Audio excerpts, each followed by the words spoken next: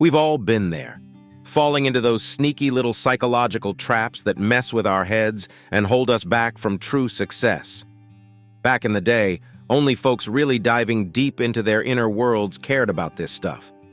But nowadays, more and more people are getting hip to psychological tricks because our world is changing, and we all want to adapt and use some psych know-how to avoid falling into those mind traps. This video is going to lay out 6 major psychological traps that are probably messing with you every single day. So stick around to the end if you want to stop getting played by your own brain. The crab bucket. You're taking a stroll down the beach when you spot a fisherman with a bucket full of crabs. No lid, just crabs squirming around in there. You ask him, "Hey man, why don't you put a lid on that thing? Those crabs are gonna escape." And he's like, "You don't get it. If there was just one crab in here, sure, it could easily scramble out. But with a bunch of them in there, anytime one tries to get out, the others just pull it back down to share their fate." It's the same with people, my friend. The crab bucket mentality means that folks subconsciously don't want their friends and acquaintances improving their lives. They're like those crabs, clinging to each other and dragging down anyone who tries to break free of the bucket. They don't want you realizing your dreams and leveling up, even though they might also dream of quitting smoking, getting fit, or learning sick driving skills. But they're lazy, scared of failure, don't want to leave their comfort zones or whatever excuses hold them back from taking action. They don't mean you harm, but they sure don't want you escaping and leaving them behind either. So don't tell anyone your plans. Just do you. Once you claw your way out of that bucket, then you can reach back and help pull your people up too. Have you dealt with this crab bucket effect before? Share your stories in the comments.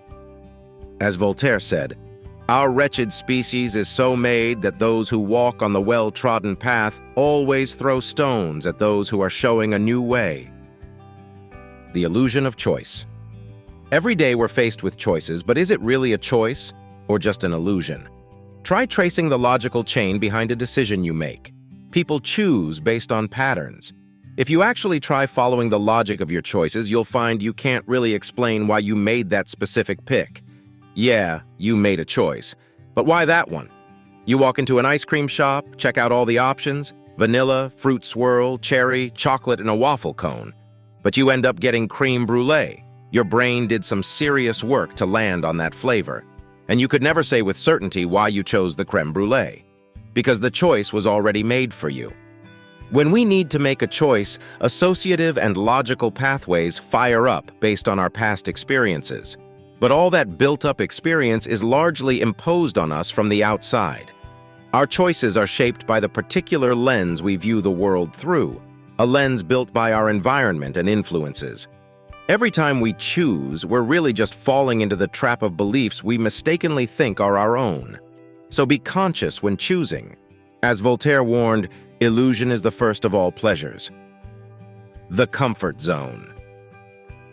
Why bother leaving that cozy comfort zone, though? Here's the deal. Your productivity is directly tied to your comfort level. So when you're thrust into unfamiliar situations, not only do you open yourself up to new knowledge and opportunities, you actually become a more effective operator.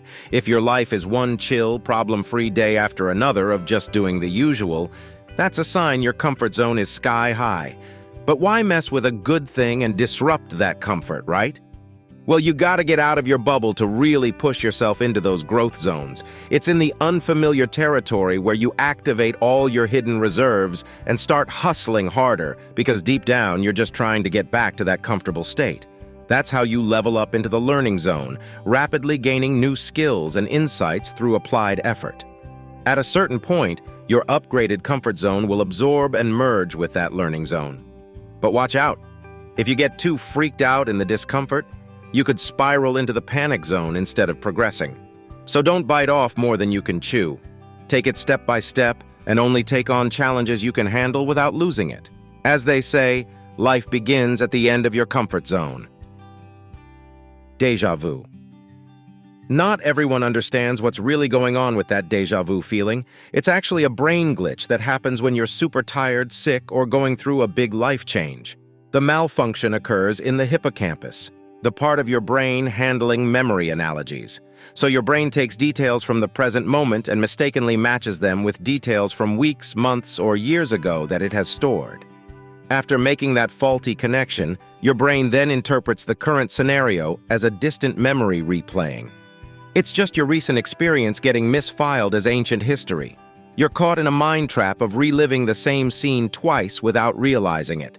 Trippy, right? Emotional pre-living. Have you ever accomplished a long-awaited dream, but didn't feel that amazing rush of positive emotions you expected? That's due to the emotional pre-living trap our minds like to spring on us. Emotions often get ahead of the actual events. Let me break it down. Say you decide you want a new car. You set a target date and start saving up. While squirreling away that money, you're constantly imagining not just the car itself, but all those incredible feelings of achievement and joy you'll have when you finally make that purchase. If you stay dedicated to the goal, at some point you'll reach a certainty that you're going to get that car no matter what. Once you're just months away and can practically smell that new car smell, you've already maxed out on the emotional high of attaining your dream. By the time you actually buy the car, those feelings have peaked. You'll still feel good, but nowhere near that excitement you pre-lived so vividly. Some people who achieve big dreams are even let down afterwards, feeling sort of purposeless.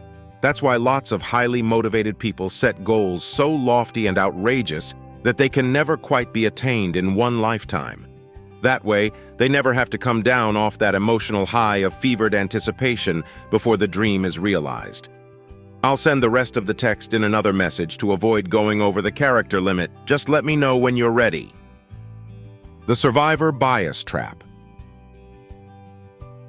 This one ensnares people who have a habit of only drawing conclusions from success stories.